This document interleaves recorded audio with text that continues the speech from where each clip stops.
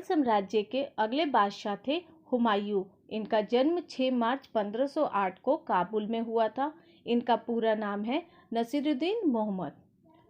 हुमायूं द्वारा लड़े गए प्रमुख युद्ध हैं देवरा का युद्ध 1531, चौसा का युद्ध 1539, बिलग्राम का युद्ध 1540 में और सरहिंद का युद्ध 1555 में हुआ। आइए जानते हैं हुमायूं के शासनकाल में कौन कौन से कार्य हुए। हुमायूं जो थे 29 दिसंबर 1530 को आगरा में 23 वर्ष की आयु में गद्दी पर बैठे। गद्दी पर बैठने से पहले हुमायूं जो थे बदखसा के सूबेदार थे।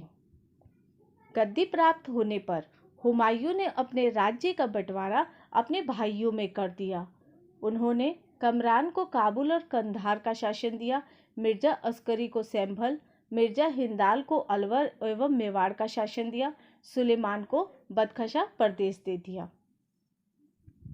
1533 में हुमायूं ने दीनपनाह नामक नगर की स्थापना की। आइए देखते हैं हुमायूं द्वारा लड़े गए प्रमुख युद्ध। देवरा का युद्ध जो 1531 में हुआ था। ये युद्ध हुमायूं और अफगान शासक महमूद लोदी के बीच में हुआ था, जिसमें महमूद लोदी की हार हुई थी। चौसा का युद्ध 25 जून 1539 में हुआ था। ये शेर खां और हुमायूं के बीच हुआ था।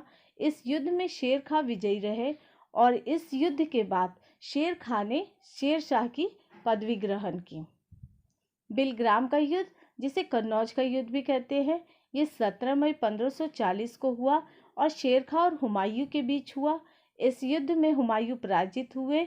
शेर खां ने आगरा एवं दिल्ली पर अपना कब्जा कर लिया। बिलग्राम के युद्ध के बाद ही हुमायूं जो है सिंध चले गए और वह 15 वर्षों तक घुमक्कड़ों जैसा जीवन व्यतीत करते रहे।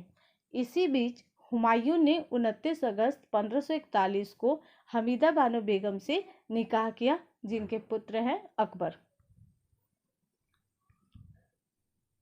इसके बाद हुमायूं दोबारा भारत आए और सरहिंद का युद्ध हुआ। ये 1555 में हुआ।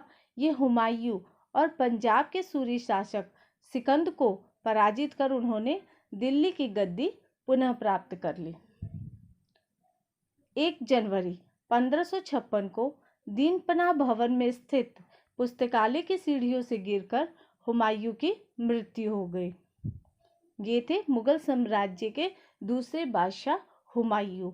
हुमायूं नामा की रचना उनकी बहन गुलबदन बेगम ने की थी। मिलते हैं नेक्स्ट वीडियो में। Thank you.